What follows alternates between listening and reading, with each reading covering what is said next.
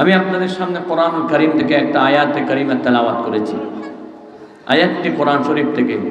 কোরআন শরীফ কয় পারা? 30 পারা। মাশাআল্লাহ। আমি আলোচনাটি করব 10 নম্বর পারা থেকে, যেহেতু 10টার আগে আমার আলোচনা শেষ হয়ে যাবে ইনশাআল্লাহ। এই 10 নম্বর পারা থেকে আলোচনা হবে। 114টি সূরা। আমি যে সূরা থেকে আলোচনা করব সেটা হচ্ছে 9 নম্বর সূরা।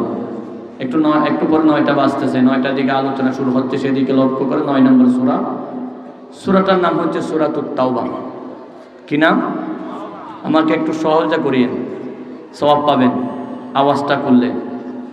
আমি বাবার কথা বলবো না, দাদার কথা বলবো না, কোরআনের কথা বলবো ইনশাআল্লাহ। রাজি আছেন তো ইনশাআল্লাহ? তার অর্থ হচ্ছে আমি একা জানি না, আপনারাও জানেন। শেয়ারিং পদ্ধতিতে আমরা কাজ করব। আমি কিছু বলবো, আপনারা কিছু সহযোগিতা করবেন। শুধু আমি বললে তো সব জানতাম আমি হয়ে যাব, নাউজুবিল্লাহ। আমি সব জানতাম না, আমি এখানে সবচাইতে ছোট বয়সে, এলমের চতুর্দিকে। শুধু মুসাফির হিসাবে চট্টগ্রাম থেকে আসছি, সেই জন্য আপনারা হয়তো আন্তরিকতা দেখাচ্ছেন, আলহামদুলিল্লাহ। আরেকটু সহায়তা করবেন, একটু জবানটা খুলবেন। আপনাদের পবিত্র জবানে অনেক বরকত আছে আমি জানি, সেজন্য জবানটা খুলবেন। কোরআনুল কারীম কয় পারা? আলোচনা করব কয় নম্বর পারা থেকে? সূরার সংখ্যা 114। আজকে আলোচনা করব 9 নম্বর সূরা। সূরাটার নাম হচ্ছে সূরাতুত তাওবা। টোটাল কোরআন শরীফের আয়াত সংখ্যা 6066 অধিক। আমি যে সূরা তেলাওয়াত করেছি সেই সূরার আয়াত সংখ্যা হচ্ছে মাত্র 129, 129। কোরআন শরীফের টোটাল রুকু সংখ্যা হচ্ছে 540। সূরাতুত তাওবার রুকু সংখ্যা হচ্ছে মাত্র 16। কোরআন শরীফের সব সূরাগুলো দুই ভাগে বিভক্ত, কিছু মাক্কি, কিছু মাদানী। জানেন তো আপনারা? জানি ফেনীবাসীরা খুব শিক্ষিত, সেই জন্য আপনাদেরকে এখন আলাদা জেলা, সব কিছু আলাদা হয়ে যাচ্ছে, আপনাদের পাওয়ার বেশি হয়ে যাচ্ছে আলহামদুলিল্লাহ। এবং ফেনী আপনাদের এই এলাকাটা, শিল্প জোন এলাকাটা এখন বিশ্বখ্যাতি হয়ে যাচ্ছে আলহামদুলিল্লাহ। তাহলে সূরা দুই প্রকার, মাক্কি, মাদানী। সূরাতুত তাওবা হচ্ছে মাদানী সূরা। সেই সূরার 34 নম্বর আয়াত আমি আপনাদের সামনে তেলাওয়াত করেছি। তাফসীরের নিয়ম অনুযায়ী পরিচয় দিলাম কোনখান থেকে আলোচনা হবে। সূরাটার নাম তাওবা। তাওবার একটা গুরুত্বপূর্ণ ঘটনা আল্লাহ উল্লেখ করেছেন, তাসমিয়াতুল কুল বিসমিল জুজ হিসাবে এই সূরার নামকরণ করা হয়েছে সূরা তাওবা। অনেক বিষয় সূরার মধ্যে আছে, সবগুলো আমি টাচ করব না। একটা বিষয় আমি আপনাদের সামনে টাচ করতে চাই। 36 নম্বর আয়াত, একটু আয়াত তেলাওয়াত করেছি। অনুবাদ: বিতাড়িত শয়তান হতে আল্লাহ রাব্বুল আলামিনের নিকট আশ্রয় প্রার্থনা করছি। শুরু করছি পরম করুণাময় অসীম দয়ালু আল্লাহ রাব্বুল আলামিনের নামে। ইন্না, নিশ্চয়, ইদ্দাতাশ শুহুরি, আল্লাহর কাছে গণনা করা হয় মাস সমূহ। ইনদাল্লাহ, আল্লাহর কাছে, ইসনা আশারা শাহরান, 12 মাস। ফি কিতাবিল্লাহ, কিতাবে লিখিত। ইয়াউমা খালাকাস সামাওয়াতি ওয়াল আরদ, আসমান যেদিন সৃষ্টি হলো, জমিন যেদিন সৃষ্টি হলো, সেদিন থেকে আল্লাহর কাছে বৎসরে 12 মাস। বৎসরে কয় মাস? আমাদের সমাজে বৎসরে কয় মাস? 12 মাস। ইংরেজি বা বৎসরে কয় মাস বলেন তো? January, February, March, April, May, June, July, August, September, October, November, December, এক নিঃশ্বাসে শেষ। যদি বলি বাংলা বলেন, বৈশাখ, জ্যৈষ্ঠ, আষাঢ়, শ্রাবণ, একটু সময় লাগবে, 2 মিনিট লাগবে। আর যদি আরবি বলেন, অনেকের কিয়ামত হয়ে যাবে। ইংরেজি মাস জানি শতকরা 100 ভাগ, আর বাংলা জানি শতকরা 50 ভাগ, আরবি জানি শতকরা 5 ভাগ, ঠিক কিনা? অথচ আরবি জানা মুসলমানদের জন্য ফরজ ছিল। আল্লাহ বলেন, দুনিয়া সৃষ্টি হওয়ার পর থেকে আরবি চলতেছে, আরবি মাস। মিনহা আরবাআতুন হুরুম, সেখান থেকে 4টি মাস নিষিদ্ধ মাস।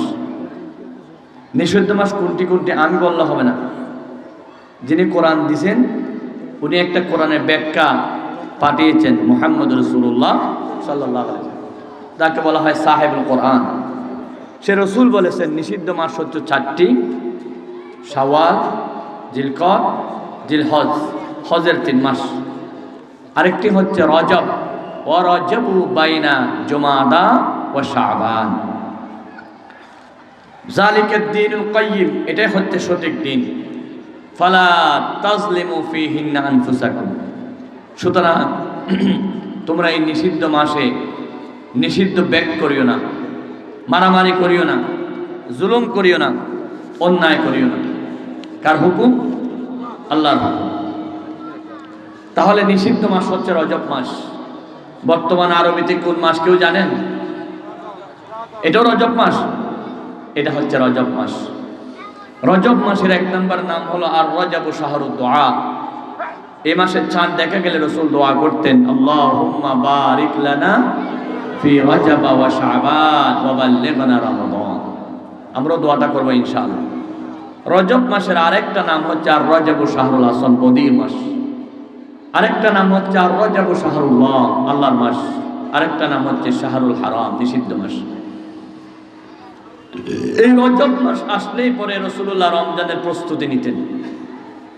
সেজন্য রজবকে বলা হয় শাহরুল আমল, আমলের মাস।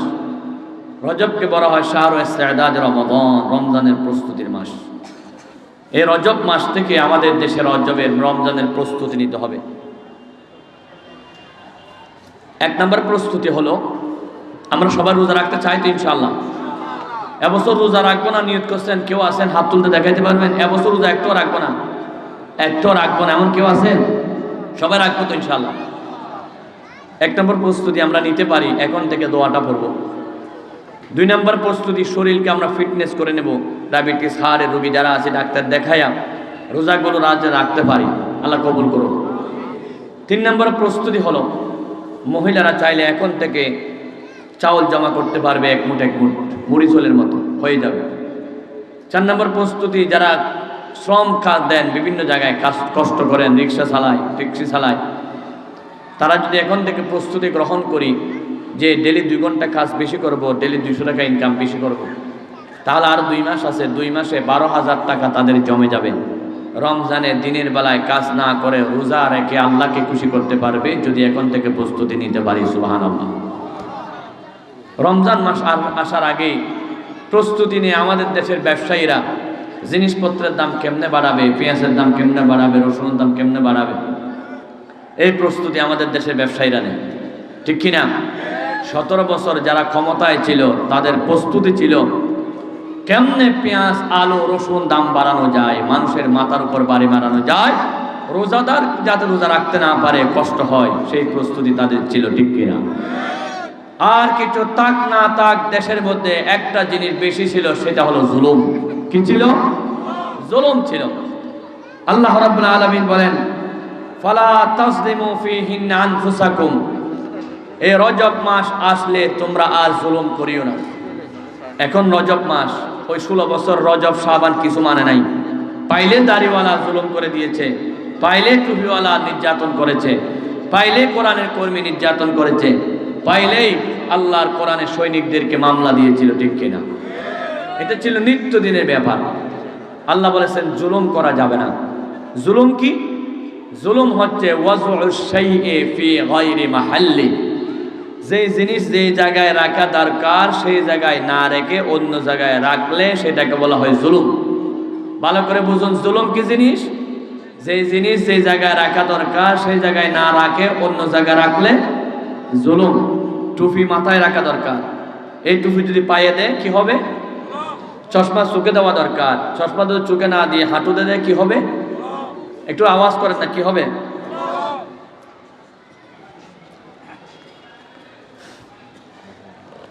এখন কথা শুরু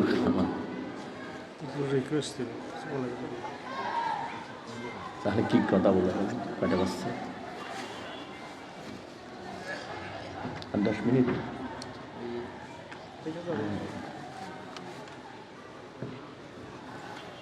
এখন সময় আসছে আর 10 মিনিট। আর কি কথাই বলো 10 মিনিট? কোনো কথা বলো, একটা আয়াত যেটা ধরছি সেটা তো শানে নুজুল বা একটু তফসির করতে গেলে তো সময় লাগবে।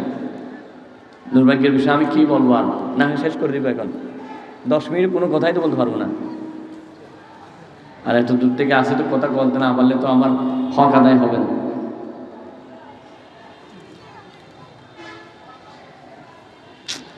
লা ইলাহা, কি করা যায় বলেন? 300 সালে কি করা যায়? এটা আগে 10 মিনিট কি ওয়াজ করবো? এটা করতে পারে না, আমাদের করতে পারে 10 মিনিট পর্যন্ত কি আসলে আমরা তখন দিতাম না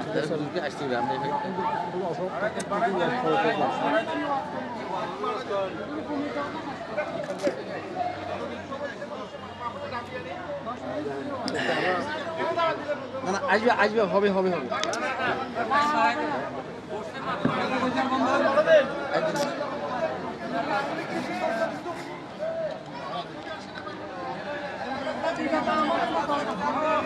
না না না না সময় না সময় না আপনি বুঝে হবে হবে আচ্ছা সালাম সালাম আর হুজুর আরো আছে তো আরেকজন আসতেছে আসে এই তো সালাম সালাম সালাম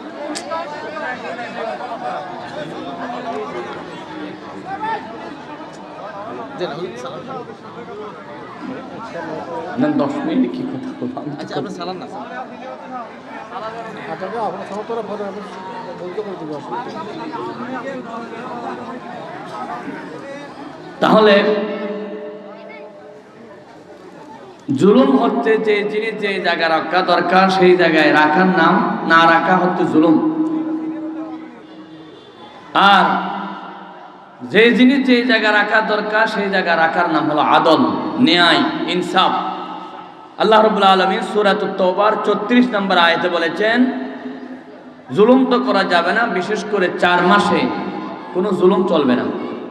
4 মাসের মধ্যে একটি গুরুত্বপূর্ণ মাস হচ্ছে রজব মাস। ফালা তাজলিমু ফীহিন্না আনফুসাকুম। আর জুলুমের প্রথম জুলুম হলো শিরিক করা। ইন্না শিরকা লা যুলমুন আযীম। শিরিক হচ্ছে আল্লাহর উপর জুলুম করা। শিরিক করা যাবে না। শিরিক মানে হচ্ছে আল্লাহ আমাদের মালিক, ক্ষমতার মালিক, রিজিকের মালিক, ইজ্জতের মালিক, সবকিছুর মালিক কে? আল্লাহ।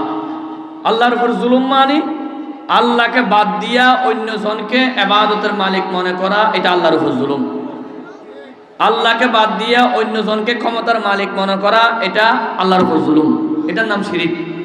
লুকমানে বলেন আল্লাহ ইন্না শিরকা লা যুলমুন আযীম, নিশ্চয় শিরিক হলো সবচেয়ে বড় জুলুম। আর বিগত 16 বছর যারা ক্ষমতায় ছিল তারা এই জুলুমটা বেশি করত। তারা বারবার মনে করত ক্ষমতার মালিক আল্লাহ নয়, ক্ষমতার মালিক হলো ভারত। তারা ভারতের গোলাম ছিল। বাংলার জাতিকে ভারতের গোলাম বানানোর জন্য তারা সবকিছু করেছিল, ঠিক কিনা? তাদের মধ্যে বদ্ধপরিকর ধারণা ছিল ভারত ক্ষমতায় রাখলে 41 সাল পর্যন্ত থাকতে পারবো, না হয় থাকতে পারবো না, ঠিক কিনা? ভারতকে খুশি করার জন্য জিনিসপত্রের দাম বাড়াইয়া দিয়েছিল। পেঁয়াজের দাম 300 টাকা, রসুনের দাম 600 টাকা, এইভাবে বাড়াইছিল একমাত্র ভারতকে খুশি করার জন্য। ভারতকে খুশি করার জন্য আবরার ফাহাদকে তারা শহীদ করেছিল। ভারতকে খুশি করার জন্য সালাউদ্দিন কাদের চৌধুরীকে তারা হত্যা করেছিল। ভারতকে খুশি করার জন্য আল্লামা সাঈদীর মতো মহান ব্যক্তিকে ইনজেকশন মারে জমিন থেকে শহীদ করেছিল, ঠিক কিনা? তাদের টার্গেট ছিল ভারত খুশি, সব ঠিক হয়ে যাবে, ঠিক কিনা? কারণ তারা মনে করত ক্ষমতার মালিক ভারত। ভারতকে খুব খুশি করার জন্য গরুর চামড়ার মূল্য 2000 থেকে 200 টাকা বানাই ফেলেছিল। কারণ ভারতরা গরু পূজা করে, গরু গোশত খায় না, তারা মা তো, কিন্তু মায়ের চামড়া দিয়ে আবার জুতা সিলাই, তাদের চামড়া দরকার ছিল, সেজন্য চামড়ার মূল্য একবারে সস্তা করে দিয়েছিল ভারতকে খুশি করার জন্য। ভারতকে খুশি করার জন্য প্রত্যেক বছর বাংলাদেশে বইগুলো সাপ্লাই করা হতো ভারতের কলকাতা প্রেস থেকে। সেখানে হাজার হাজার কোটি টাকা সেখানে প্রচার করা হতো, ঠিক কিনা?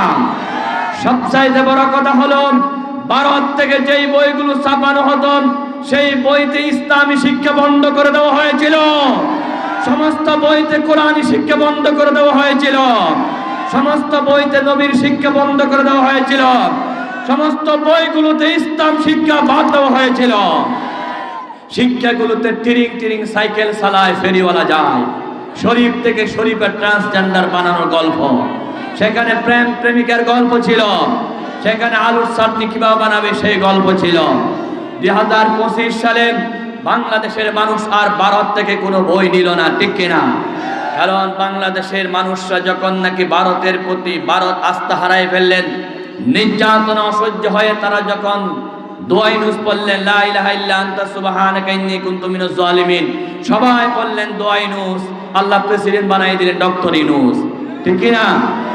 ডক্টর ইউনূস ঠান্ডা মাথার খেলোয়াড় যখন ভারতকে হুমকি দিল, ভারত বাংলাদেশের মানুষকে রিজিকের ভয় দেখাইও না, প্রভুগিরি দেখাইও না, তোমরা যদি পেঁয়াজ আলু রসুন বন্ধ করে দাও আমরা চীন থেকে আনবো, আমাদের মালিক রিজিকের মালিক তুমি নয়, রিজিকের মালিক আল্লাহ, ঠিক কিনা? পেঁয়াজের মালিক কে? রসুনের মালিক কে? খাদ্যের মালিক কে? ভারতকে যারা রিজিকের মালিক মনে করে তারা নামে মুসলমান, বাস্তব হলো তারা মুশরিক, ঠিক কিনা? সেজন্য বিশ্ব মুফাসসির আল্লামা সাঈদী সাহেব বলেছিলেন, ভারত তোমার ভূখণ্ড বড় হতে পারে, তোমার শক্তি বেশি থাকতে পারে, কিন্তু বাংলাদেশের মুসলমানদের কলিজার মধ্যে যে ঈমানি শক্তি আছে সেই ঈমানি শক্তির সামনে ভারত টিকতে পারবে না, পারবে না, পারবে না, ঠিক কিনা? আল্লামা সাঈদী সাহেব যা বলেছিল সত্য হলো না মিথ্যা হলো? এবার বলুন, আমরা কি ভারতের গোলাম নাকি আল্লাহর গোলাম?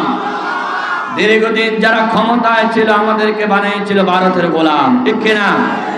আমরা ভারতের গোলামি করি না। ডক্টর ইউনূসের কথা যখন বলল, আগে স্লোগান ছিল ভারত ছাড়া বাংলাদেশ চলে না, এখন স্লোগান হয়ে গেল বাংলাদেশ ছাড়া ভারত চলে না। 300 টাকার পেঁয়াজ এখন 50 টাকা হয়ে গেল, ঠিক কিনা? এইভাবে করে প্রত্যেক জিনিসের দাম কমে গেল একমাত্র ভারতের গোলামি না করে আল্লাহর গোলামি করার কারণে, ঠিক কিনা? সুতরাং আল্লাহর গোলামি করতে হবে। আল্লাহর গোলামি না করে যদি ভারতের গোলামি করে 300 টাকার উপরে পেঁয়াজ খাইতে হবে, জিনিসপত্রের দাম অবশ্যই অবশ্যই বেশি হবে।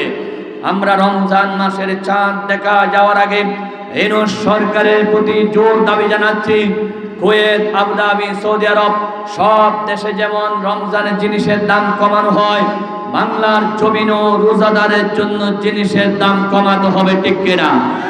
বাংলাদেশের মানুষ আমরা রোজা রেখে ইবাদত করতে চাই, আল্লাহকে খুশি করতে চাই, গুনাহ ক্ষমা করাতে চাই। আমরা ভারতের গোলামি করব না। প্রয়োজনে ভারতের সাথে যুদ্ধ হবে। ১৫০০ বছর আগে রাসূলুল্লাহ বলেছিলেন, আসাবাতানে আখরাজাহুমাহুমুল্লাহু মিন নার, দুই দলকে আল্লাহ জাহান্নামের আগুন থেকে বাঁচাবে। আসাবাতুন তাকসুল হিন্দা, এক দল হলো যারা ভারতের সাথে জিহাদ করবে। সুতরাং আমরা আমাদের দেশকে রক্ষা করার জন্য ভারতের গোলামি নয়, প্রয়োজনে জিহাদ করতে হবে, রক্ত দিতে হবে। কারা কারা জিহাদি জিহাদ আল্লাহকে দেখায়?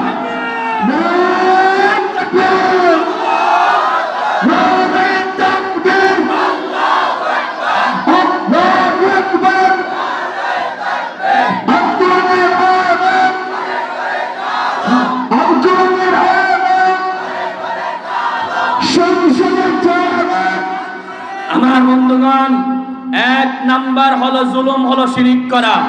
ক্ষমতার মালিক আল্লাহ, ক্ষমতার মালিক জনগণ নয়।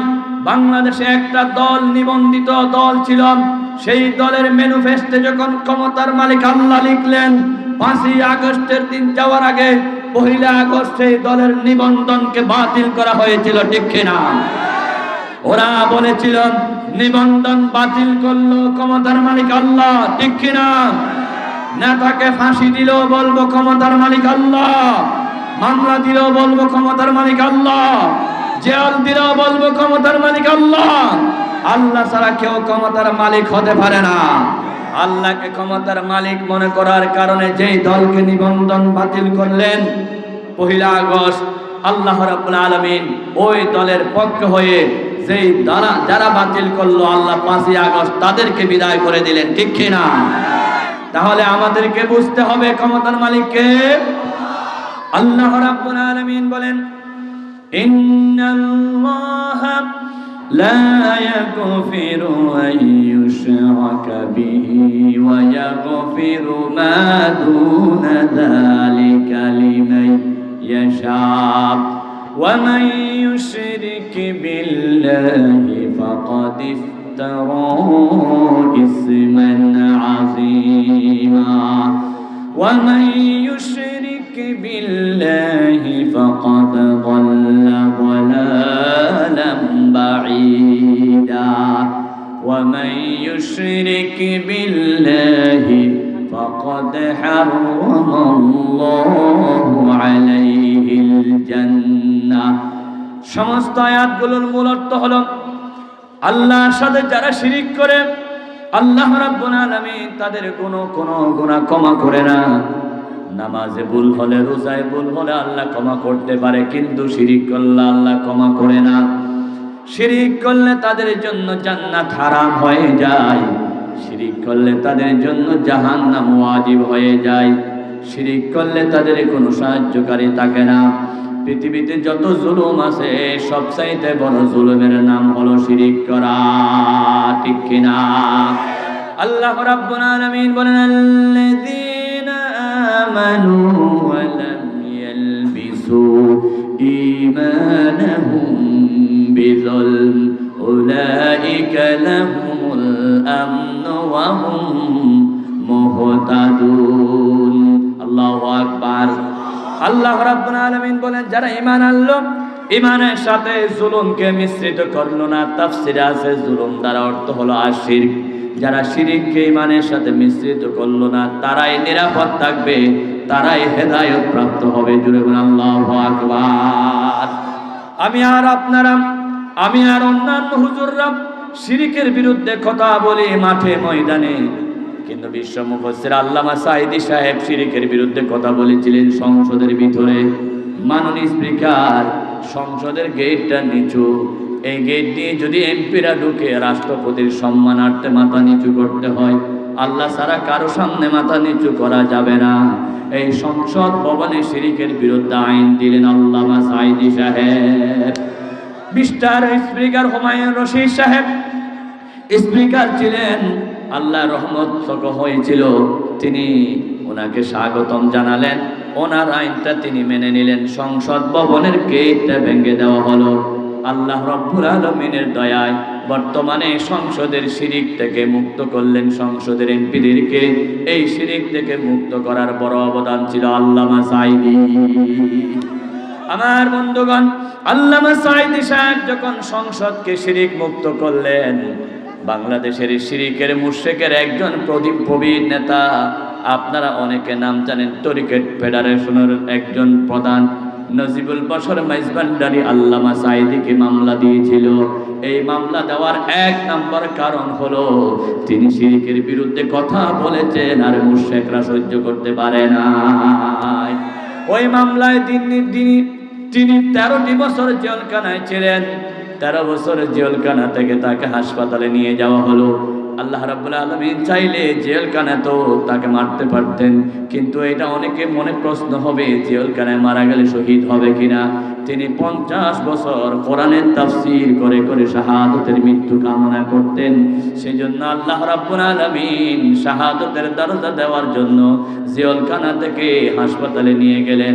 প্রকাশ্যে ইনজেকশন মারে যেই ডাক্তার তার জন্য ফাঁসি দাবি করেছিল শাহবাগের ডাক্তার মুস্তাফা জামান, সেই ডাক্তারকে বলল, তুমি ফাঁসি দাবি করেছিলে শাহবাগের শহরে সাঈদীর ফাঁসি চাই, আসো ফাঁসি দিতে। ওই ডাক্তারকে আনলেন ইনজেকশন মেরে দিতে। ওই ডাক্তার যখন ইনজেকশন ঢুকাইয়া দিল, একটা নার্স তিনি বলে দিলেন আল্লামা সাঈদীকে ইনজেকশন ঢুকাইয়া দিয়ে জমিন থেকে বিদায় করা হলো। আমার বন্ধুগণ, আল্লামা সাঈদী সাহেব এত রিমান্ডে ছিলেন, নির্যাতন ছিলেন, খাদেন নাই। দুনিয়া থেকে যাওয়ার সময় একটা হাসি দিয়ে মানুষকে পাগল করে দিয়েছিলেন। আজকের এই ময়দানে জুলুমের বিরুদ্ধে ওয়াজ করতে গিয়ে আমরা অনুরোধ জানাই, বাংলার জমিনের সংসদকে যিনি শিরক মুক্ত করলেন, তাকে যে মামলা দিল এবং যে ইনজেকশন মারল, যারা আদালতের মধ্যে বিচারের রায় দিল, যতজন জড়িত ছিল সবাইকে বাংলার জমিনে ফাঁসি দিতে হবে। কারা কারা চায়?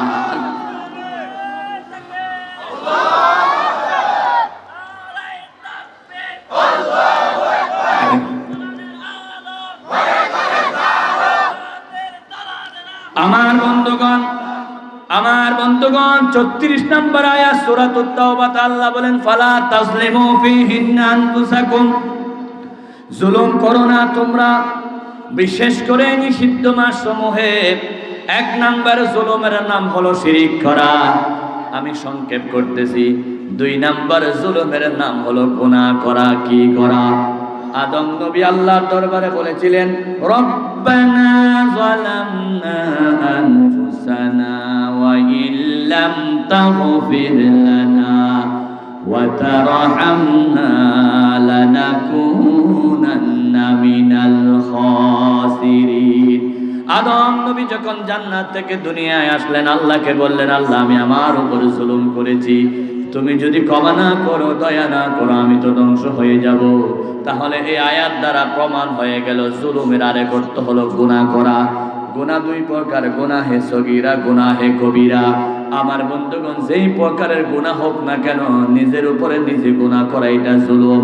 ইউনূস নবী সাগরে পড়ার পরে আল্লাহকে বলেছিলেন, লা ইলাহা ইল্লা আনতা সুবহানাকা ইন্নী কুনতু মিনাজ জালিমিন। আল্লাহ, তুমি ছাড়া কোনো মুনিব নাই, মাওলা নাই, তুমি আমাকে যদি দয়া না করো, সুবহানাকা, তুমি পবিত্র, ইন্নী কুনতু মিনাজ জালিমিন, আমি আমার উপর জুলুম করেছি। বন্ধুগণ, জুলুমের 2 নাম্বার কাজ হচ্ছে জুলুম দ্বারা গুনাহ। আমরা গুনাহ করলে কলবে একটা পর্দা পড়ে যায়। আল্লাহ রাব্বুল আলামিন গুনাহ ক্ষমা করার জন্য অনেক ব্যবস্থা করেছেন। রাসূলের মাধ্যমে আল্লাহ জানিয়ে দিলেন, এক ওয়াক্ত নামাজ পড়লে আর এক ওয়াক্ত নামাজ আদায় করলে মাঝখানে যা গুনাহ হয়ে যায়, নামাজের মাধ্যমে ক্ষমা হয়ে যায়। রমজানের রোজা রাখলে 1 বছরের গুনাহ ক্ষমা হয়ে যায়। 1 সপ্তাহ জুমার পরে আরেক সপ্তাহের মধ্যে জুমা আছে, সেই জুমা পড়লে গুনাহ ক্ষমা হয়ে যায়। আল্লাহ গুনাহ ক্ষমার জন্য অনেক ব্যবস্থা করেছেন। গুনাহ ক্ষমার জন্য সবচাইতে শ্রেষ্ঠ ব্যবস্থার নাম হলো রমজান। সামনে রমজান আসতেছে, রমজান মাসে তাওবা করব, গুনাহ ক্ষমা চাইব আল্লাহর দরবারে। আল্লাহ যাতে আমাদের গুনাহ ক্ষমা করে দেন, জোরে বলুন আমিন। সবচাইতে বড় জুলুম হলো সন্তানদেরকে মাদ্রাসায় না দিয়ে বিভিন্ন প্রতিষ্ঠানে দিয়ে নাস্তিক বানানো, এটা হলো সন্তানদের উপরে জুলুম।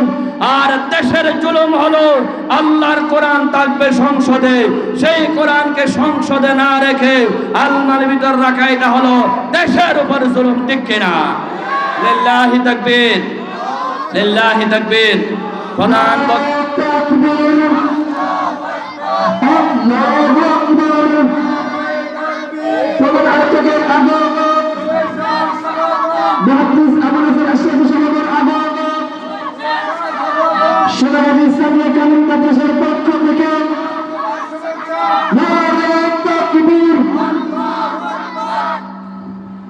আলহামদুলিল্লাহ বলে আলহামদুলিল্লাহ। আমার সময় শেষ, আমি 5 মিনিট আলোচনা ক্লোজিং করে দিচ্ছি ইনশাআল্লাহ। তাহলে যেই জিনিস যেই জায়গায় রাখা দরকার ছিল সেই জায়গায় না রেখে অন্য জায়গায় রাখার নাম হলো জুলুম। এই কোরআনটা রাখার দরকার ছিল সংসদ ভবনে, কোরআন সংসদ ভবনে না রেখে আজকে কোরআনকে শুধু তাবিজের জন্য, পানি ভরার জন্য ব্যবহার করা, এটা হলো কোরআনের উপর জুলুম, ঠিক কিনা? আমরা দীর্ঘ 16 বছর কোরআনের উপরে জুলুম করেছি। শুধু 16 বছর নয়, দেশ স্বাধীন হয় 1971 সনে, বর্তমান 2025 সন, এই 53 বছরে আমরা কোরআনের উপর জুলুম করেছি। যারা ক্ষমতায় ছিল নাম দিল সোনার বাংলা, সোনা কায়েম করতে পারে নাই। সোনার বাংলা ছিল চোরের বাংলা। এরপরে নাম দিল রূপার বাংলা, শান্তি দিতে পারে নাই। এরপরে নাম দিল আধুনিক বাংলা, মুক্তি দিতে পারে নাই। এরপরে নাম হলো ডিজিটাল বাংলা। ডিজিটাল বাংলা মানে আল্লাহর কোরআনের সৈনিকদের মামলা দেওয়ার বাংলা ছিল, ঠিক কিনা? ডিজিটাল বাংলা মানে শেয়ার বাজার লুট করার বাংলা ছিল। ডিজিটাল বাংলা মানে ব্যাংক লুট করার বাংলা, তাও শান্তি পাই নাই। শেষে গেল স্মার্ট বাংলা। স্মার্ট বাংলা মানে নিরহ মুফাসসিরকে ইনজেকশন মারে শহীদ করার বাংলার নাম হলো স্মার্ট বাংলা।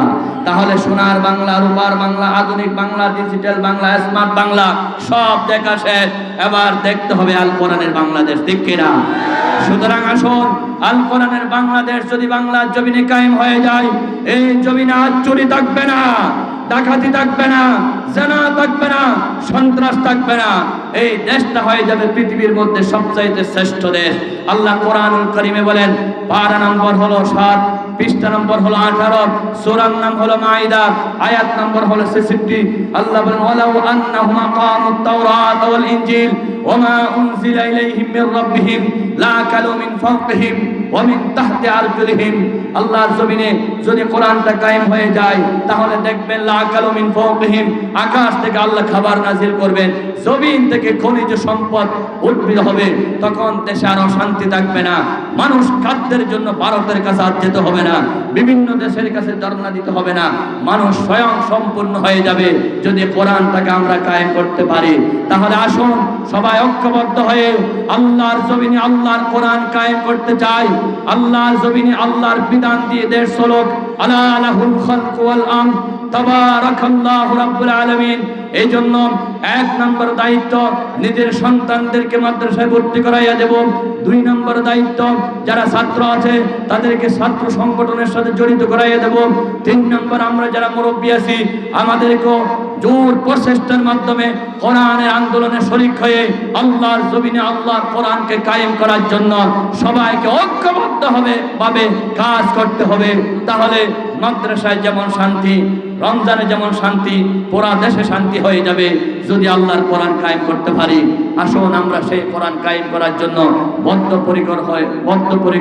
পরিকল্পনা নিয়ে এগিয়ে যাই। আজকের মাহফিলের প্রধান মুফাসসির ফজিলাতুশ শেখ তাজুল উলামা, শামসুল উলামা, ফখরুল উলামা, মুহাদ্দিস জগতের সম্রাট, উলামা জগতের অহংকার, বদ্র জগতের অলংকার, ফজিলাতুশ শেখ হযরতুল আল্লাহ জনাব আর শেখ মুহাদ্দিস আবু নসর আশরাফী সাহেব হুজুর বারাকাল্লাহু ফি হায়াতি তশরিফ এনেছেন। উনি আলোচনা করবেন গুরুত্বপূর্ণ। আল্লাহ যাতে ওনার আলোচনা বরকত নাজিল করে, ওনাকে হায়াতে আমলে সবখানে বরকত নাজিল করে। আমার সংক্ষিপ্ত সময়ে সূরাতুত তাওবার 34 নম্বর আয়াতের আলোকে সংক্ষিপ্ত আলোচনা যা করলাম, যদি কোনো সবকত লিসান বা ভুল ত্রুটি হয়ে যায় আমি ক্ষমা চাই। আমলযোগ্য যা হয়েছে নিজে আমল করতে পারি মতো আপনাদের সবাই যাতে আমল করতে পারে আল্লাহ তৌফিক দান করুন। হাযা মা ইনদা ওয়াল ইলমু ইনদাল্লাহ ওয়া মা তাওফিক ইল্লা বিল্লাহ। আসসালামু আলাইকুম ওয়া রাহমাতুল্লাহি ওয়া বারাকাতুহু।